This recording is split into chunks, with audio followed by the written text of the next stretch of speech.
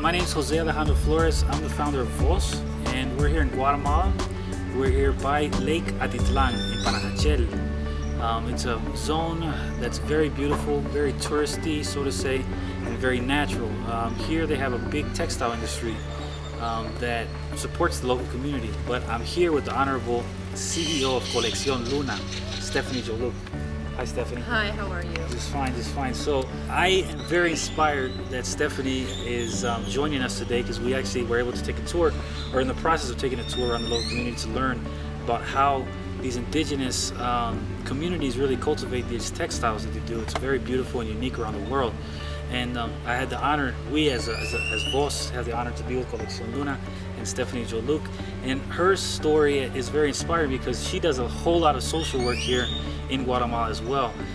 So tell me a little bit about why Guatemala, why you're here, your history, because I know it's very deep. It's many, many years, more than a decade, being tied to Guatemala. So I'm very inspired by that story. So. Well, thank you. And I'm also honored to be here with VOS.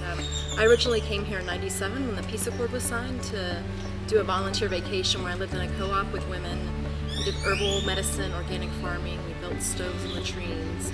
And they were all women that had been affected by the Civil War. So it's where before women's empowerment even existed, was a trendy word, and they were empowering these women to get back into their communities where a lot of complications happened because of the war.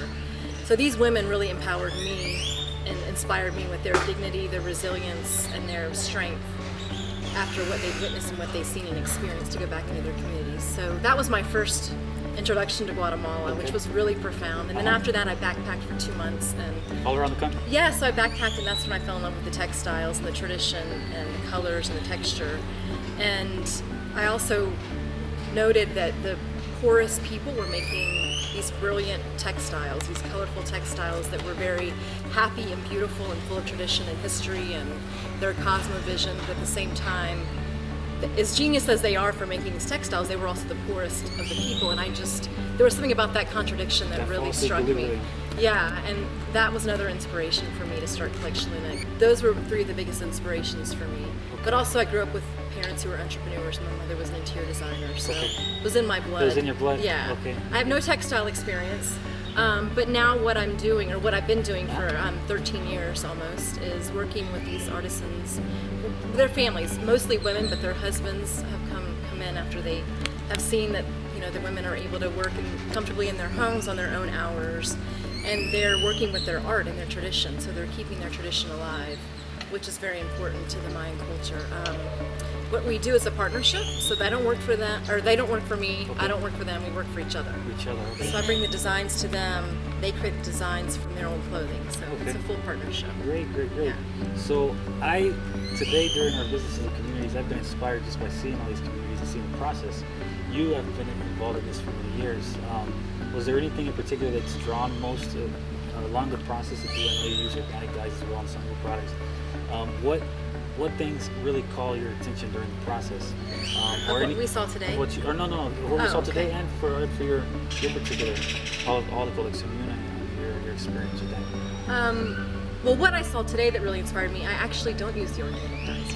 Okay. It's something I've been researching, but to see today how they use the process, and I just love the fact that they're returning to the original way it was done thousands of years ago. It's making the full circle. Yeah, very true. And using organic and natural and non-chemical or synthetic, which is better obviously for the environment.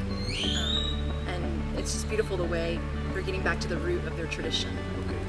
That really inspired me today. Yeah. But the whole process of their textiles, I mean the depth and the profound symbolism within them, because each shirt has a story to tell from each village. Very true. And I know a little bit, but there's so much depth to it that it's really beautiful. There's so much symbolism.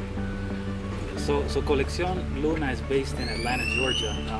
Tell me a little bit about what the ties to Atlanta are and how you're connecting 2 worlds together. Really, Atlanta, the United States, other parts of the world, and Guatemala. Exactly. Well, I was born in Atlanta, so that's where I'm from. Okay. So that's where the Atlanta comes in. Okay. And then this is my office in Guatemala. There it is, right?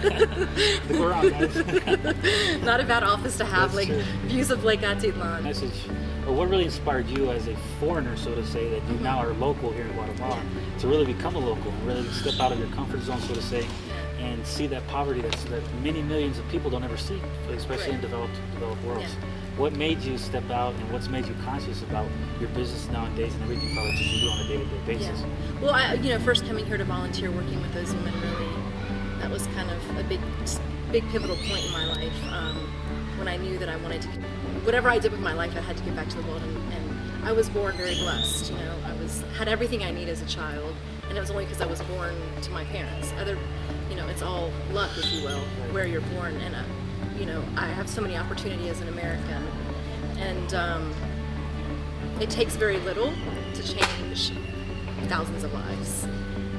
And I saw that volunteering and backpacking, how little can really change. Little things, small gestures can really go a long way. And we all have that opportunity and that ability, as Americans especially, to give back. And I know we've gone through a lot in America. Of course. But I also, knowing what I see here, a lot of people are having trouble in America, there's no doubt, but here it's a lot more profound. Yeah, it's a little bit more extreme. So Yeah, way more it's extreme. the second and fourth degree. Yeah, definitely. Sounds good. So, other than that, is there anything else that you want to talk about? Colección Luna in particular, Guatemala, Atlanta, what you're doing in the market, what's new, what's up and coming, what any projects do you have coming up? I know that you said you're going to be going to Peru pretty soon. That's Yes. very exciting.